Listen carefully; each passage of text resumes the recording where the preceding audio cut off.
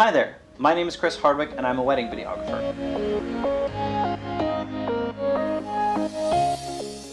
When I talk to a bride about her potentially hiring me, they usually ask me one, if not all of these same questions. How long are you going to be there? How long will the video be? How long will I have to wait for it? Will you get the whole thing? Will you get me getting ready in the morning? All these kinds of questions, and the biggest one of all, do I have room for a wedding video in my budget? These are great questions to ask your videographer. However, you're busy doing a billion zillion different other things while you're planning your wedding, and so you don't have time to go talk to like a dozen videographers to figure out the perfect one for you. So over the next 5 minutes, I'm gonna give you some helpful tips to find your perfect ideal videographer while staying within your budget. But first, let's answer this question that I hear all the time.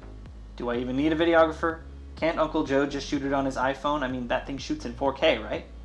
Yes, absolutely you can. However, you do have to be aware of some problems that you might face. If you don't hire a professional to shoot your wedding, then you're probably going to run into the following issues. The footage will be shaky, the audio will probably be really faint, their phone might die, and overall it's just not going to look anything like what a professional could do with the right equipment. If you don't care about those things, that's totally fine. It's your wedding. Honestly, you probably don't even need to watch the rest of this video because it won't be really relevant to you. For those of you who are interested in hiring a pro videographer for your wedding, let's start by asking this. What does a videographer even do? So let me break it down. A wedding videographer's job on the day of your wedding can be boiled down to these three things. 1, getting high quality video of the important stuff like the ceremony. 2, getting high quality audio of those things like the vows. And 3, getting detail shots or B-roll. So what's B-roll? B-roll is basically all of the details of your wedding. It could be a number of things, you curling your hair in the morning, or the best man helping the groom with his tie. It's all the little details that really make your wedding exquisite. What this does is it sets the stage and adds context so the viewer isn't just watching a home movie, they feel like they're actually there the day of the wedding. Second question to ask yourself, what kind of videographer do you want?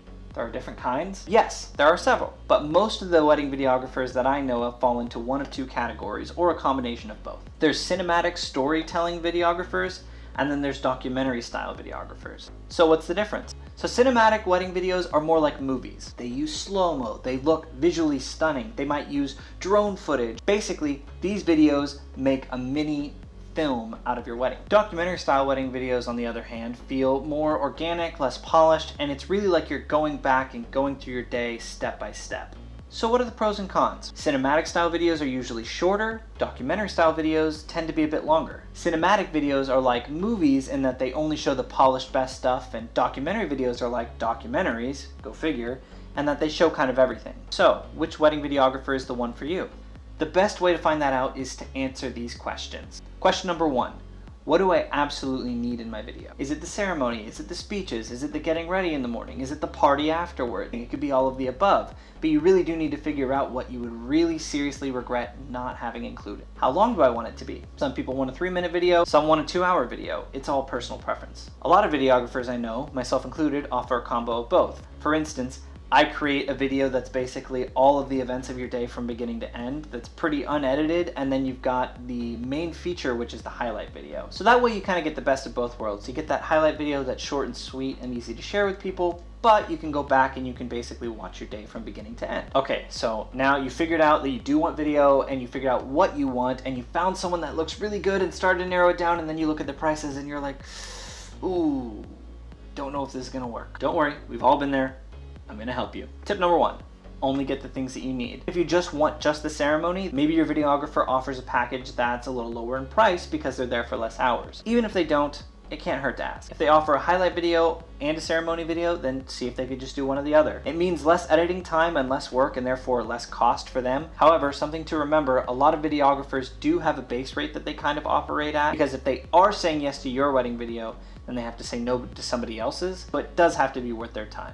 And if you can't afford a pro, then please don't go to Uncle Joe yet. Look around, see if you've got anybody who owns a nice camera, likes to shoot videos for fun, and just see if they'll shoot the wedding video for you. You do have to remember 2 things with this. Number 1, if they're not used to shooting weddings, you can't hold them to a professional standard. Second, give them something, pay them a little bit. Just make sure you treat them nice. One last thing to consider, and if you only take away one thing from this whole video, this would be it. Don't skimp on a wedding video. Get a wedding video of some kind. I have never, ever met anyone who's been like, man, I have a really nice wedding video. I'm so disappointed. I do, however, meet tons of people that are like, that was the one thing that I didn't get was a wedding video. I should have gotten a wedding video. If you want to be able to look back and see your grandma and your grandpa dancing and laughing, if you want to remember the tears rolling down your partner's face when they first see you on your wedding day, you know, don't have napkins at your wedding or something. I don't know, but just make it happen because you won't regret it. You will show your kids. You might not think that it's worth it. I promise you it is.